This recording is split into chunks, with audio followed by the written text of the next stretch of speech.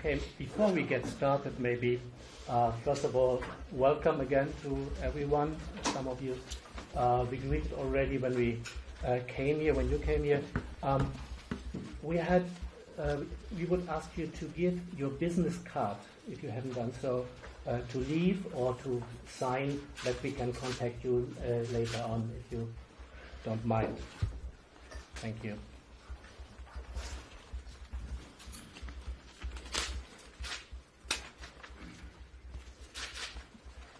Should we let the door open? Might keep a bit of air Yeah, circulating. okay, to survive. Thanks. Okay. Not that there's going to be any hot air coming out of this end of the room. Okay, so it's nearly 12:30, so we will get started. We don't want to waste your time. We are so glad and too happy to have you here. My name is Matthias Katsch from Germany, so I apologize about my mistakes with English grammar or pronunciation. I'm a survivor from Berlin. I'm a member of the German Council of Survivors and founding member of ECKIGER, member of the board of directors, and it's my honor to moderate this event today. You will get to know all the personalities here present in a few minutes. Just to explain what we are trying to do, we want to react to the event of this morning, to the panel in the official program of the World Family Day. This will be done by Peter Saunders and Peter Eisley, and then we will open up and have a round discussion, interventions by all the other human rights fighters, survivors, experts here present about what has to be done now.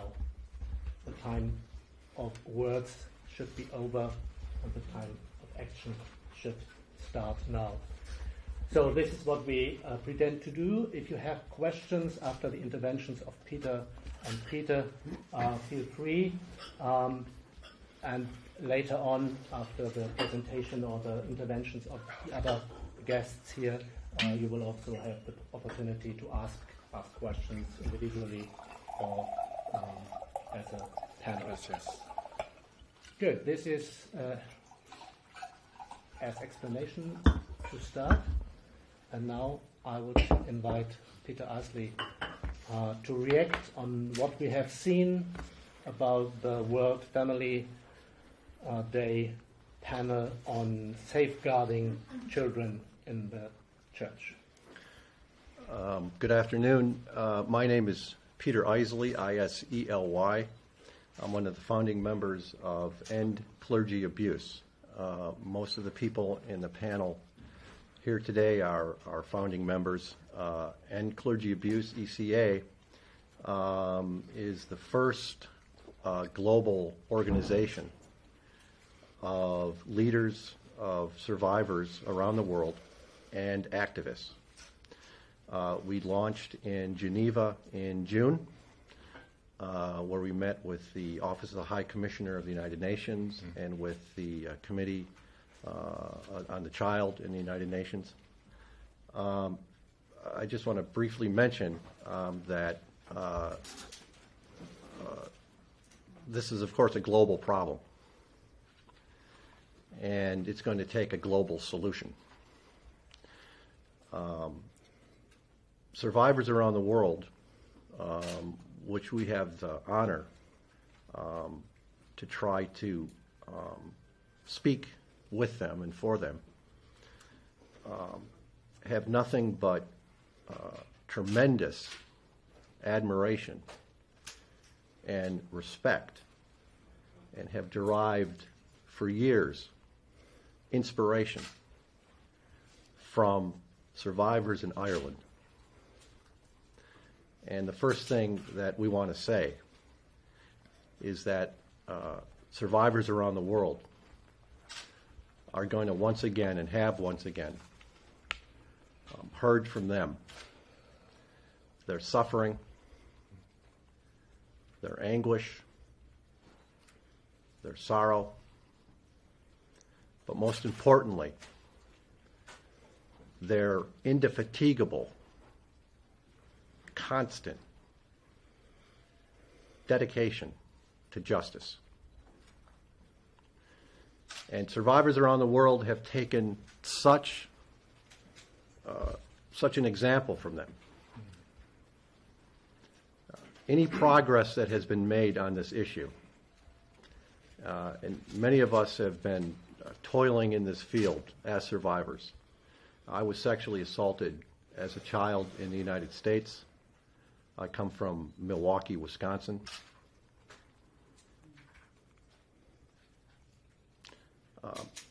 Any progress that has been made,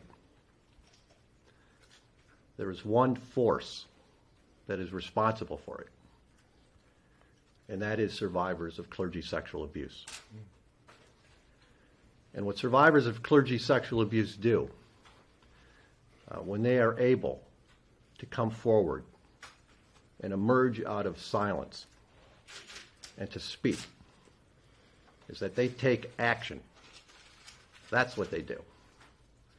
And that is exactly the example that Pope Francis and the Vatican has got to start taking.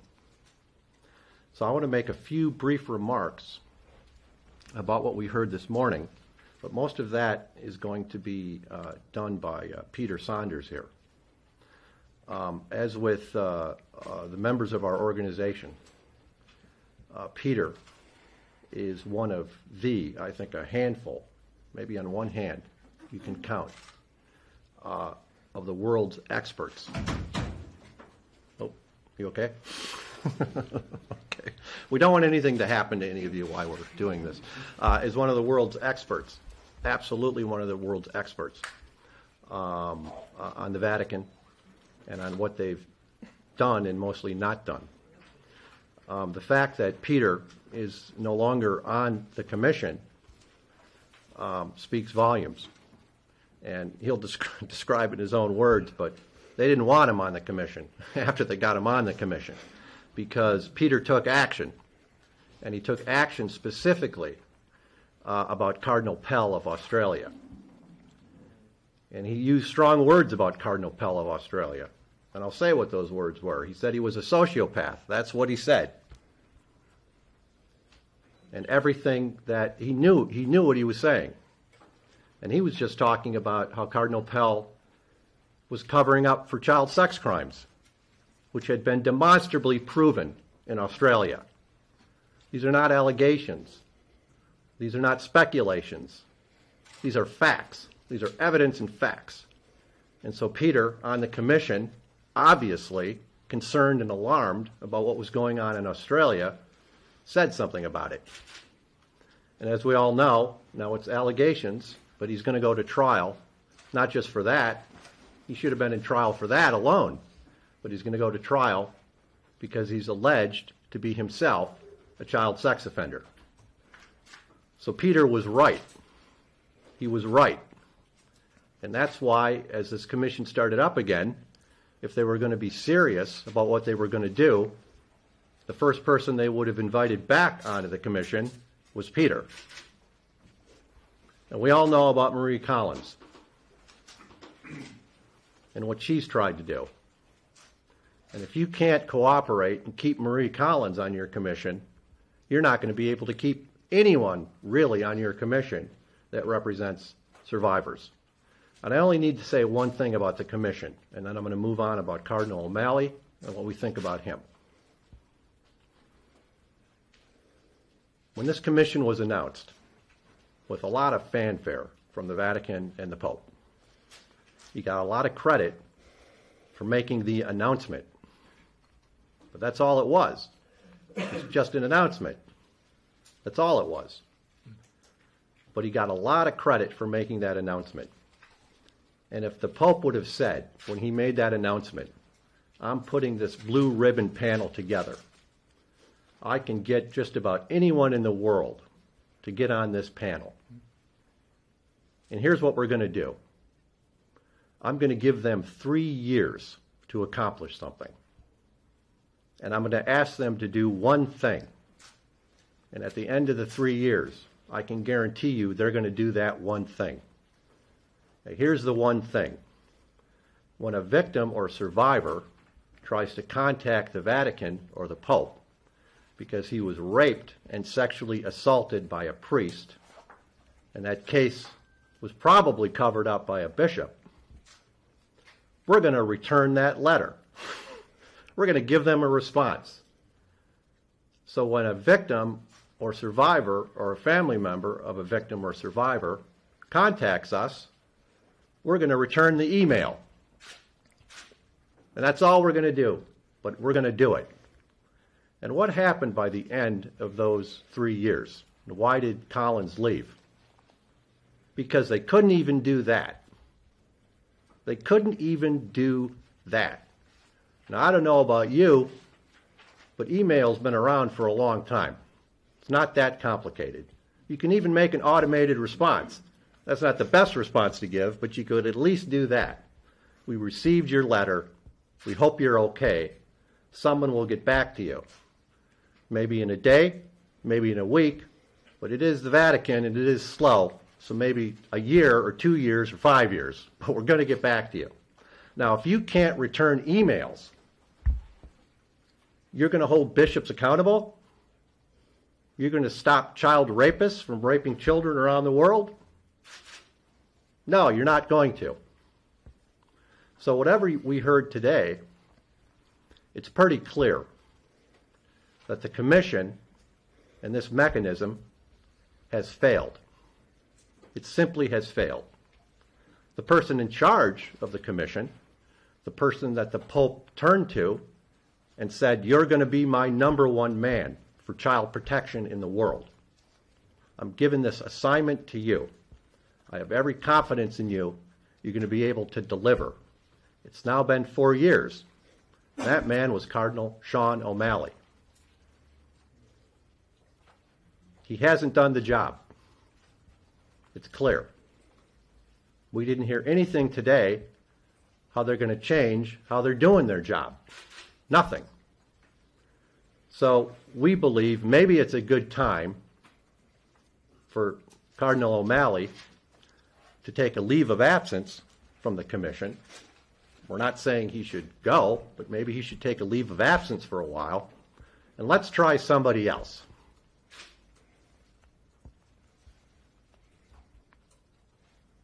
Now we have an idea about the kind of person that might do the job, or at least start a new initiative. Now we want to be careful about this, because we're only making a suggestion about maybe the qualities that might be needed. But Archbishop Martin of Dublin has, at least to some extent, and I'm only using him as an example, let me be very clear. I can't vet him completely. We can't. But at least he's done some things on his own as a bishop that most of the rest of them haven't. One, he turned over files to civil authorities. He did that on his own. I come from the United States, and everybody pretty much knows what's happening in Pennsylvania. That grand jury report. And anybody that has been following this issue was not surprised at all what was in that grand jury report. Because what's in that report is virtually in every diocese around the globe.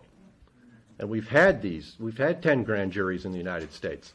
We've had commissions in Australia. We've had governmental interventions in Ireland, Germany, and elsewhere. This is the least surprising thing that anyone should be shocked about. They had to, of course, subpoena those files. They didn't turn those files over to the Pennsylvania grand jury. They did everything they could not to turn over those files to the Pennsylvania grand jury. But at least Archbishop Martin, when he became Archbishop, turned them over himself. He did it voluntarily. And if he can do it voluntarily, every single one of them can do it voluntarily. And there's a second thing that he did. Again, voluntarily. he enacted zero tolerance for abusive priests. Now, I can't speak in detail. Our Irish friends and survivors can talk about that. But at least he didn't say, as unfortunately the Pope does, there's zero tolerance, and he doesn't write a law in canon law that says there's zero tolerance. So Martin, on his own, voluntarily did that. Those are two major things. And the third thing that he's done, and he's done it recently, is he's at least speaking about what the problem is. He's not talking about so much the culture is the problem, the culture of the church. Anybody here want to tell me how you change a culture? I come from the United States, of course. We had segregation in our South for a long time, the Jim Crow laws. And what it seems the church wants to do is they want to change the culture, but not change their laws. So it's like saying we're going to end racism in the American South, but we're not going to change the segregation laws. We're going to educate people, we're going to train people, we're going to have pamphlets and such. That's what we're going to do. And then maybe eventually at some point, everyone will decide, well, maybe we should change the segregation laws. Or maybe we don't need to change them at all. So the Pope has talked a lot about the culture, but he hasn't talked about the system. He's beginning to. And that's what Archbishop Martin talked about. He called it a mechanism of cover-up. A mechanism and a system. And that's exactly what it is. It's a global system. And as the grand jury said in Pennsylvania, it's widespread, it's systematic, and it's sophisticated. It's sophisticated. It costs a lot of money to cover up thousands and thousands and thousands of sex crimes by priests. It takes a lot of money, and it takes a lot of bishops to do it. So there's three things that we want that you didn't hear from the commission, and then I'm done. Three things. And if you heard this from them, then maybe we'd think a little differently. You heard it from Collins, but you didn't hear it from anybody else. And these are steps that should have been taken a long time ago, and they have to happen now. And it's changing the system. And we'll tell you how to change the system. We'll tell you right now how to do it. One, the Pope could do this with a stroke of the pen, stroke of his Vatican pen. It's probably a pretty nice pen. I'm thinking it's probably a gold pen. He could probably do it pretty fast. One, zero tolerance in the law. Why the priesthood? Of course most priests don't abuse children. There's an alarming percentage of them that do, but of course most of them don't. The problem is why it's such a dangerous occupation for children around the world is that it's the only occupation in civil society that I know of, or we know of, in which you can rape and sexually assault a child and remain working, and as a member of that occupation.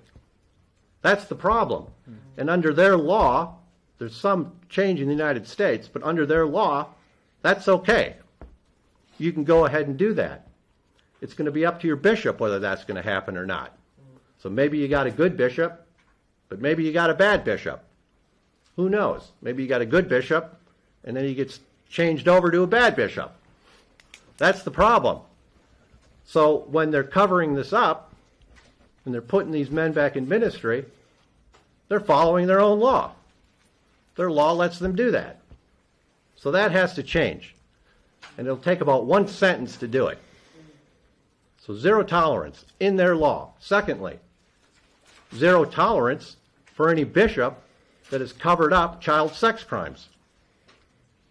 Here's a simple axiom of justice. It's not okay to cover up for child sex crimes. Can we all agree on that? That's a pretty simple axiom of justice. And if you've done it, and it's proven that you've done it, it's proven that you've done it, you're not going to be a bishop. Period. So zero tolerance for bishops that cover up child sex crimes. Put it in the law. And the third thing, and there's a little bit of problems with this, we understand it, but we're going to say it as a principle that you got to get to.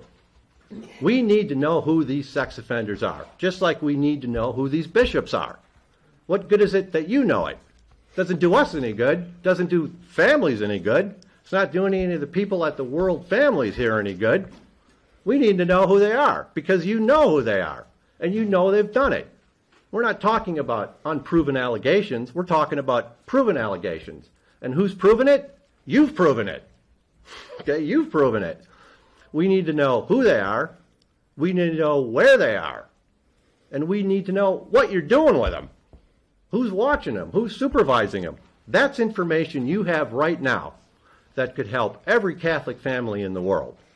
Families deserve this. Parents deserve this. Don't forget, like everybody here who was assaulted by a priest, we come from Catholic families. We got sexually assaulted because we were Catholic. That's who these predators go after. That's their door. And they know it. So we need to know who they are. We need a global registry published by the Vatican. They don't have to do it in every other country. They can figure it out. And we need it now. And in fact, right now, the Vatican, the Congregation for the Faith, has 3,400 confirmed cases of child sex offenders. They've got it. They've got the information, they got the proof, and they know who they are.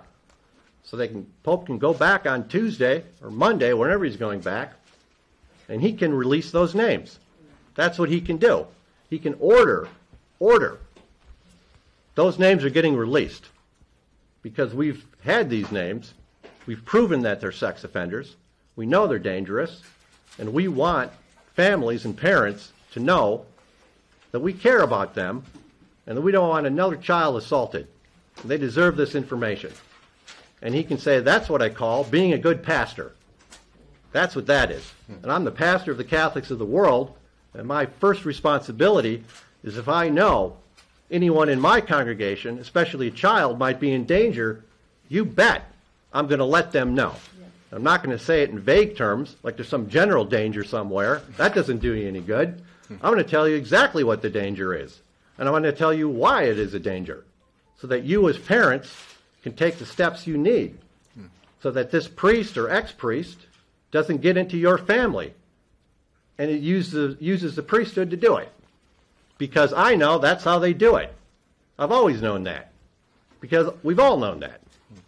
So I'm going to turn this over now to Peter. And that's it. Oh, you've turned over to me. Thanks, Peter. And I've never been described as an expert in anything before, so thank you for